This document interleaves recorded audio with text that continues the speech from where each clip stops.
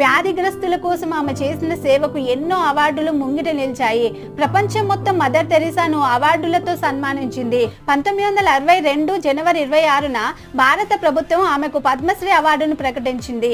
భారతదేశం తమ దేశం కాని వారికి అంటే విదేశీయులకు అవార్డు ప్రకటించడం ఇదే మొదటిసారి. ఆ తర్వాత కొద్ది నెలలకే రామన్ మెగసెసే అవార్డు వచ్చింది.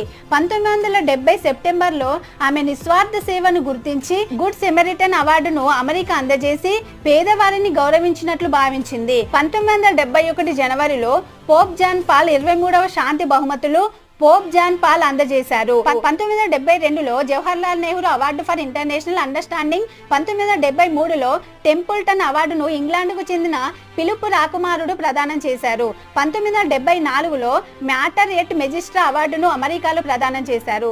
1979లో అత్యంత ప్రతిష్టాత్మకమైన నోబెల్ శాంతి బహుమతి ఆమె పాదాల ముంగిట నిలిచింది.